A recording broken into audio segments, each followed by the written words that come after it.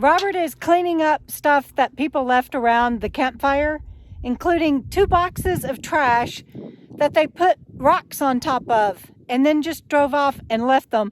And we're what, half a mile away from the dump? Something like that. I don't understand people. It's been here long enough, it was decomposing, so it's been a while. Absolutely. And my very first video is about picking up trash, and this being my pet peeve of people leaving campgrounds messed up and leaving trash behind. That's why it's the very first video I did in, I think, 2016. We'll put a card up above for you to click on and watch it.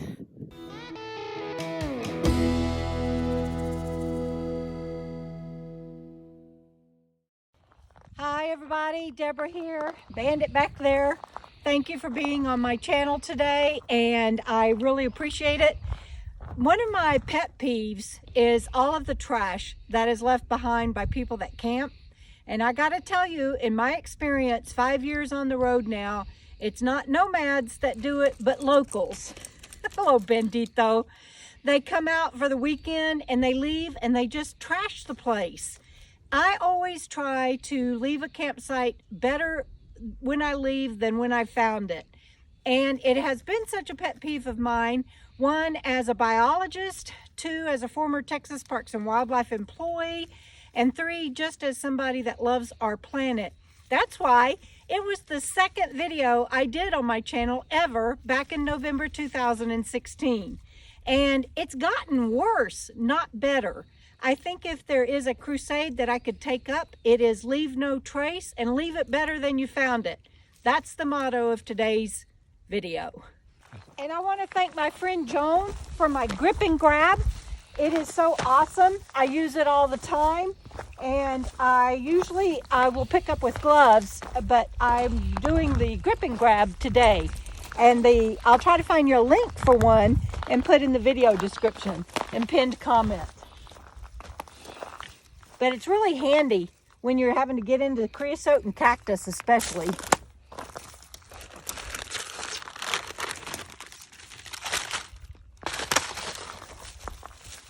So somebody, that could have been blow trash, but it's been my experience from the trash that I've seen around this campsite that people just like threw stuff out. And that was on top of a gopher hole. Well, in Texas, it would be a gopher hole. I guess out here it could be a desert mouse or whatever. But it's just like, you know, just don't harm the environment, knuckleheads. All right, so I wrote a story in Kaleidoscope, no, not Kaleidoscope 9. That was my first book. In my second book, The Journey Begins, it is, gosh, I can't remember the name of the story now. I'll have to put it up as a title. But it was based on a trash pile, and it was my inspiration. And it was an actual trash pile that I found in Arizona in the middle of the forest, out in the middle of nowhere, and we didn't stay there because it just made the hair on the back of my neck stand up. It had dirty syringes and bloody bandages in it, and what somebody had done was hang their trash up on a tree, and I don't know if they forgot to take it with them or just purposefully left it, but it also had like cans of Vienna sausage and applesauce and stuff like that, and it just made me think of Blood and Roses. That was the name of the story.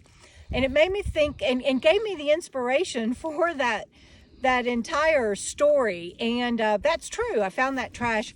You want to grip and grab because you just find the grossest things out here that stupid people leave behind. For example, you guys, this is a freaking dirty diaper. What is wrong with you people?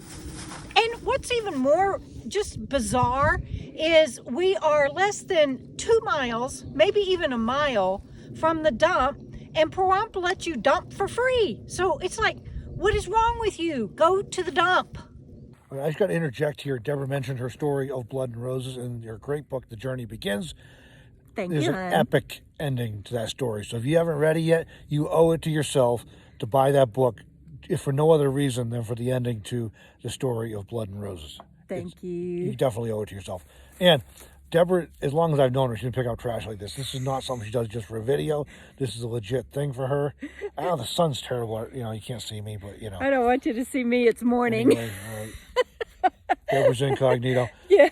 We're driving. I was just remembering a time a few years back we're riding along in a pickup truck, exploring a mesa above Moab with our friend Curtis and with Bob Wells, and Debra's like, "Stop!" And they're like, so we got to "What?" stop in the middle of this little two track up on a mesa in southern Utah. Yeah, it was some forgot trash. about that. Deborah found it blown into a tree. She had to retrieve the trash. So. Well, I think it was people had put beer cans on a tree or something. Maybe somebody put it there, but it however it got bizarre. there, Debra just does stop us so she could recover it, and so this is a legit thing for her, guys. This is just the way it is. So. Yeah, and that reminded me. Even when I was in Sticks and Bricks, the neighborhood kids would come out and they're like, "Why are you picking up trash?" And I'm like, "Because I can, and it shouldn't be here." And it thrilled me to my bones. One day I looked out and there were a couple of kids with their little trash bags picking up trash. I was like, be the change you want to see in the world, right? Yeah, so be an example, you guys. Be an example. A good example. Yeah, oh yeah, a good example.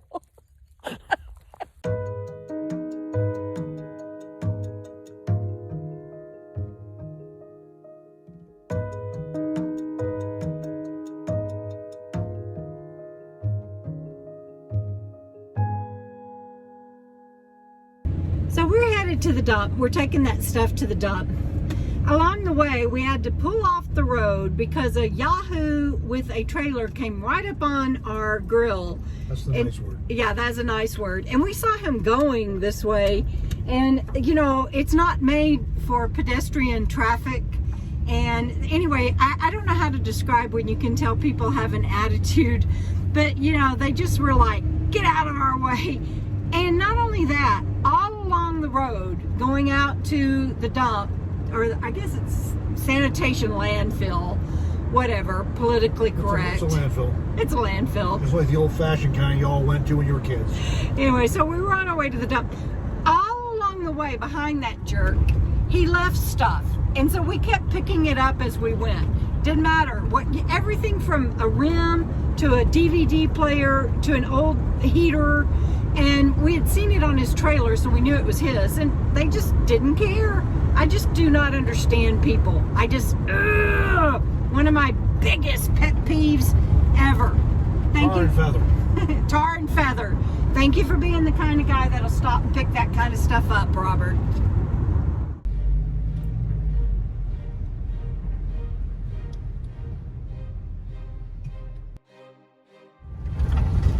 This is when landfills quit being fun, when they started banning scavenging. I mean, what's the point of having a landfill if you can't go pick the cool stuff somebody else threw away?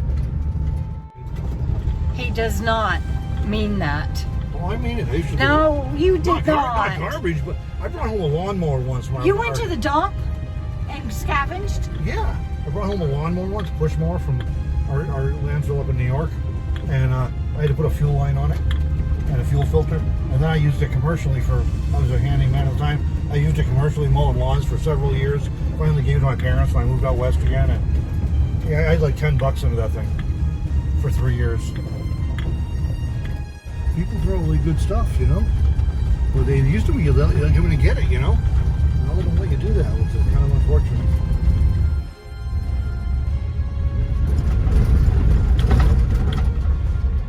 How do you say that, Debra?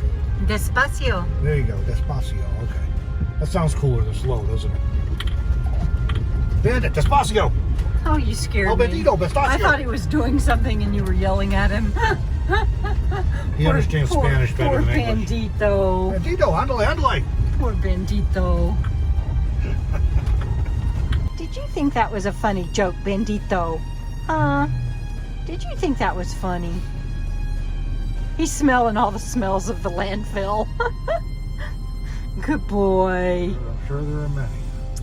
I've never been to this part.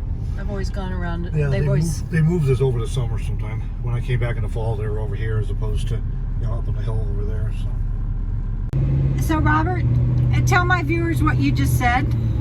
Debra said it wasn't very nice, but I was just commenting because it's beautiful here now, but the sun's shining, glass and all. I was like, boy, it's nice to have air conditioning, isn't it? Yeah. He didn't mean it like that. I'm like, that was mean. I meant it like, are you enjoying having cold air conditioning on a warm afternoon in the desert? I am enjoying having air conditioning. And I'm like on the Gulf Coast of Texas, you actually could be just fine having your windows down here because it's only like in the mid-70s this afternoon. It's dry, so it really is nice, but you know, the sun beat through the glasses more. Yeah, I have to do that 260 air conditioner too often. It's nice to have the windows up and have the peace and quiet. That system. Yeah. There are a lot of things in this life that I am passionate about. Nature ranks right up there at the top, and people trashing our public lands is probably number 2, and that's probably why it was the second video ever on my channel.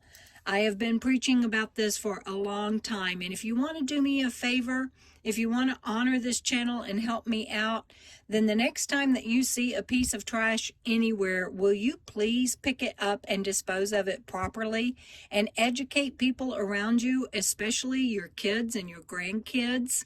And as always, when you go camping somewhere, please leave the place better than when you arrived and leave no trace. That's it, everybody. I hope you enjoyed this video. Please like and subscribe and check that bell to make sure that you have clicked all so that you get notified of future videos. Help me grow this channel to 20,000. Thanks a bunch. See you down the road and keep on keeping on.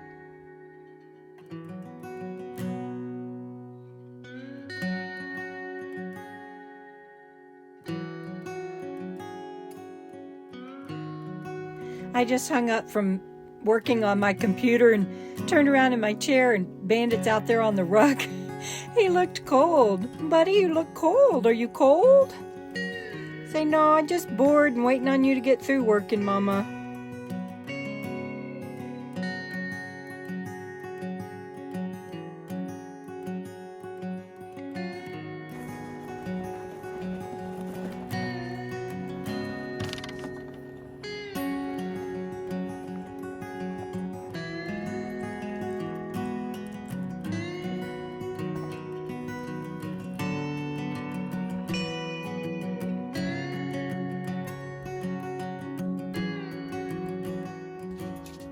So, Robert, why are you cooking on the butane stove? Oh, well, it occurred to me this morning we should conserve the propane in the onboard tank because we're hoping to not have to move the RV for a couple of weeks, and hate to run out of that when the fridge is running on that, as is the hot water.